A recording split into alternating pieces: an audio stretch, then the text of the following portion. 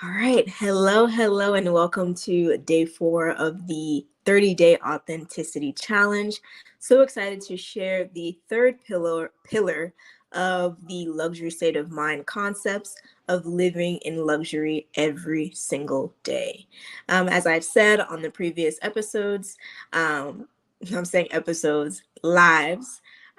Basically, this 30-day authenticity challenge is to introduce the type of content that I'm going to share on my new podcast, The Luxury State of Mind, where I'll teach you basically how to live a luxurious lifestyle in your everyday life, no matter where you are, no matter how much money you have, and what job you have, you can live a luxurious lifestyle.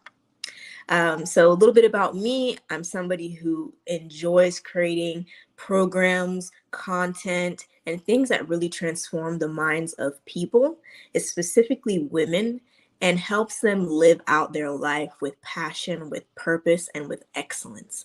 And that's something that's so imperative to me. And I enjoy just being able to assist people to get to their next level and live to their fullest potential.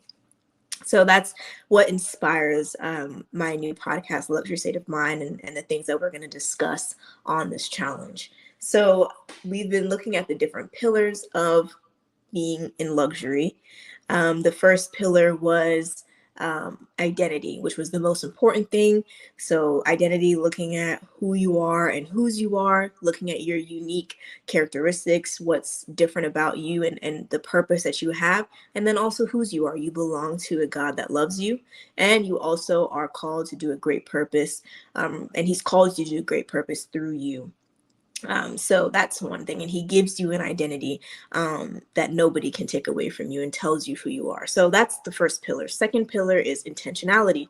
In order to live out luxury and make changes that go towards a more your definition of luxury, you will need to be intentional about how you're living, the how you're preparing to live this type of lifestyle, what boundaries you're putting up to protect the vision and the idea of what you view is luxury. So now we're getting into our third pillar, which is freedom of choice. And I just want to share with you on this live today and encourage you and really empower you that you have a choice in this life. I want this to encourage and empower you that in anything, in any area of your life, you have the power to choose for yourself.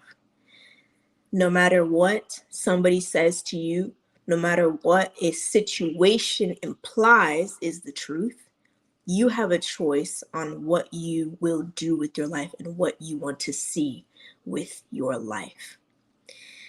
You are free to choose the life that you want to live. So, whatever view of luxury that is for you, that could be, going on the trips. When we think about luxury, we think about ease and comfort. And another word that can come to mind is opulence. If that's your view of luxury and that's truly centered around you and really like grounded in identity, if that's for you, then do that. If luxury for you is being able to make meals for your family and for yourself, really healthy, nutritious meals, or to try new things weekly, you can do that. If it means exercising often or in keeping your body in shape, despite what you see in your community or despite what you see in your friend group, you can do that. You have the choice to be able to make and create the life that you want for yourself. And we hear that all the time, but I think this message is a little bit different because it's founded and grounded in identity. It's who you truly are as a person, not what has shaped your perspective on life, but who you are. And I realized this, I guess, this concept when I moved to a new city.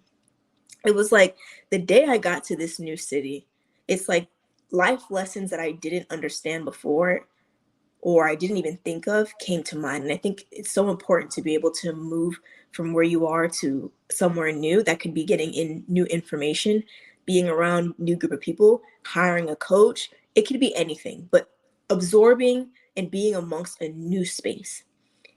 And I evaluated my life. I was sitting down, I was journaling, and I was thinking, okay, you know, reflecting on, I just made this big move. And this idea of I'm the CEO of my own life came to mind. And how I thought about it is that, okay, I'm in a new city now. I have the ability to reinvent my life, reinvent how I do things. I am empowered to make decisions for myself. There are times you can get suggestions from people who love you, right? Family, friends, whoever. And they could tell you, you need to do this. You need to do it this way, right? And possibly out of fear or out of confusion or anything, you listen to them. Sometimes the advice they're giving you is good. Sometimes the advice they're giving you is actually not beneficial. But what happens is you take the advice and it may not go in the way that they told you it would go.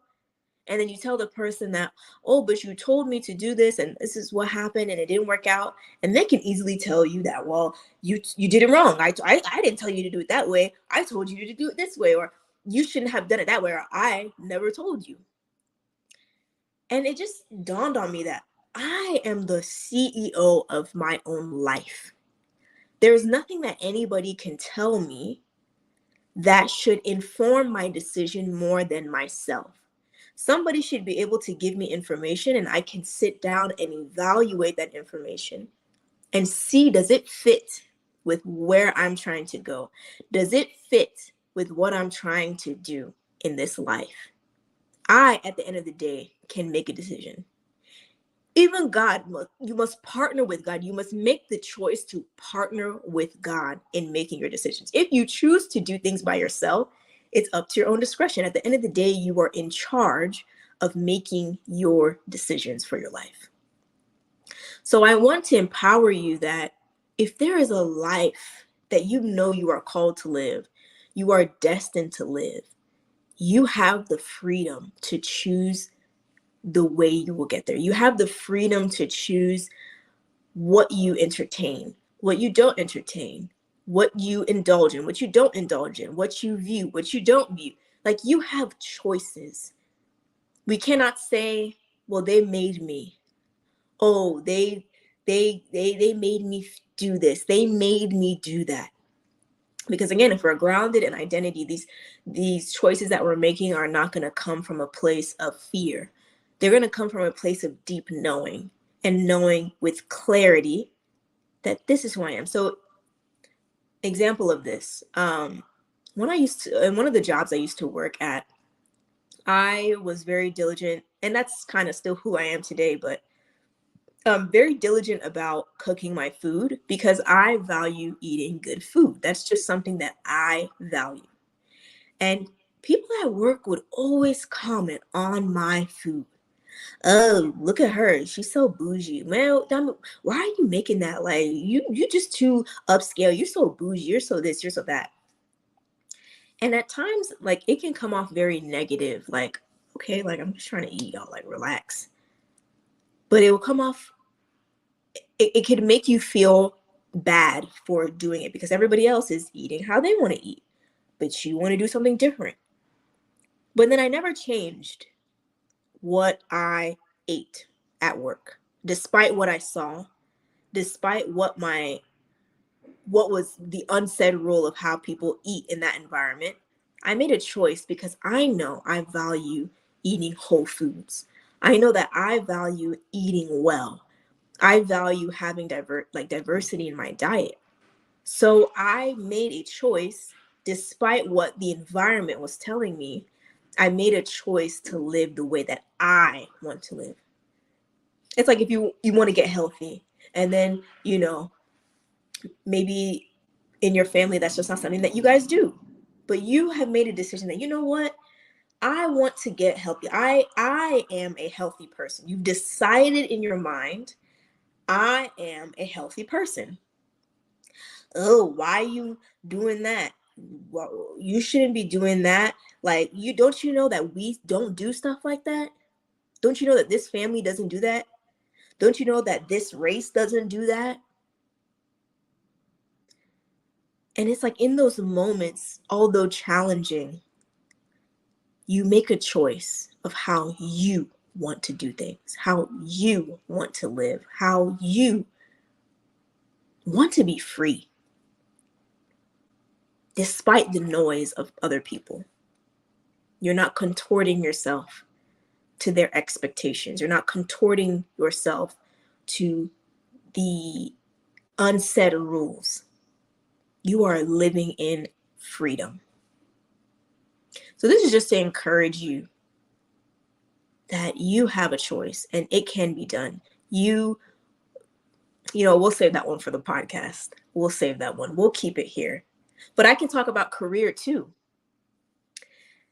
Everybody around you is saying, there's no jobs. There's nothing. Like, the economy is bad. Everything is just not working out. But it's crazy because I scroll on LinkedIn all the time and people are getting jobs every day. And this is not to discredit that things can be tough, especially if you are interested in finding a new role. But the idea that, so everything is bad, it's a hard job market. There's some points in life that, okay, where are you getting your information from? What are you consuming? You have a choice. What are you consuming? What is telling you that, okay, nothing good is happening? There's no jobs. There's the economy is just bad, so therefore we're all going to suffer. Or not even all, I'm going to suffer. But you see that can't be true all the time, because there are people that are being successful in what they're trying to do. So maybe the choice for you is to be able to go to listen to somebody else that's not talking negatively about how hard the job market is, or get under a coach and let them teach you a new way of finding a job. Depending on what it is that you want, you have the opportunity to decide. And that may mean decide how to move forward. And that may mean surrounding yourself with, again, new people, getting new information. Sometimes we are living in not the full potential of ourselves, because all we have within ourselves is what we know and what we've learned 5, 6, 7, 8, 10 years ago. The life has changed. Society has changed. There's new information. Maybe try listening to a new podcast. Make a decision to do something different than what you have been doing. Because at the end of the day, if you decide for yourself, I want to have a thriving career. I don't believe in living with the mentality of you just hate your job and that's just what it's going to be. If that's the choice that you've made because fulfillment is important to you, then seek after what's important or what will feed that truth for you and make that your reality. Don't listen to what people say, what the crowd says. You make a decision. And I tell you, that is luxury. The ability to be flat-footed, to be firm in your choices because you know they represent you, is luxury. You can be luxurious no matter where you are, no matter how much money you have, what career you have. You can enter into a form of luxury, your form of luxury, and be happier and better off than majority of the people that you may see. So I hope this encourages you, and I hope this empowers you to stand and make choices for yourself and be the CEO of your life.